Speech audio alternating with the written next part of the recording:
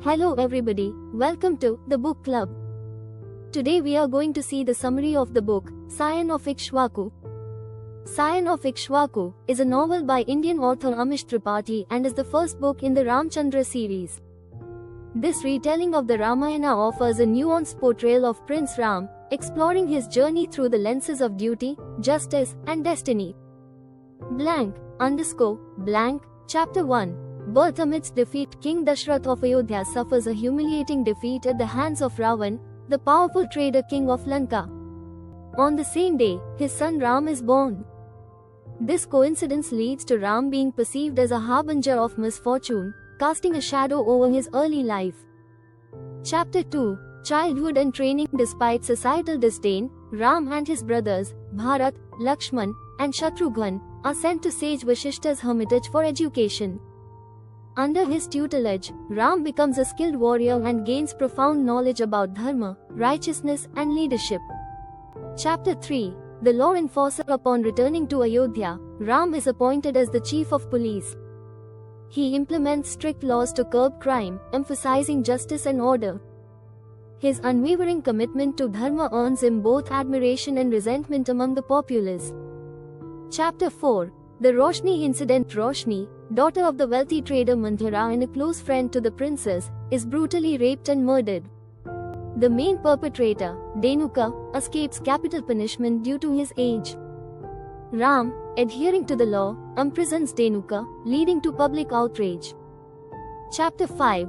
Bharat's retaliation. Unable to bear the injustice, Bharat, influenced by Mandhara, secretly executes Denuka.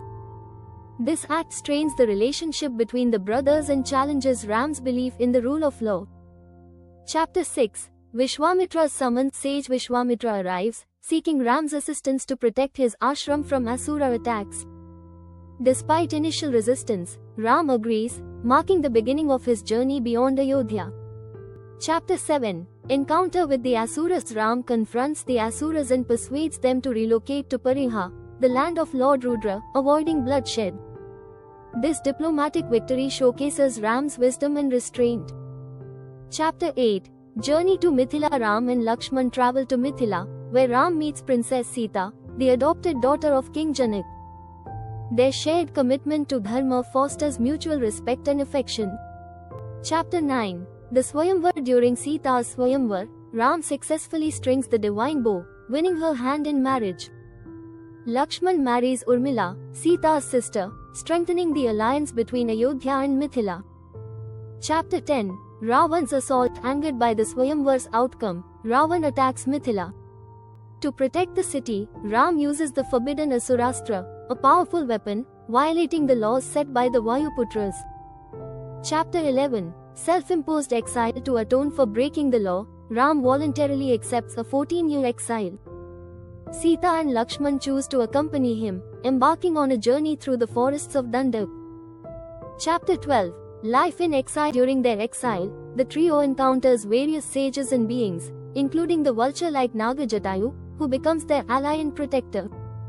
Chapter 13. Shurpanakha's intrusion. Shurpanakha, Ravan's sister, becomes infatuated with Ram. Upon rejection, she attacks Sita, leading to Lakshman disfiguring her. This incident sets the stage for future conflicts. Chapter 14. The abduction of Sita. In retaliation, Ravan abducts Sita using his flying chariot, the Pushpak Viman. Jatayu attempts to rescue her but is mortally wounded. Before dying, he informs Ram of Sita's abduction.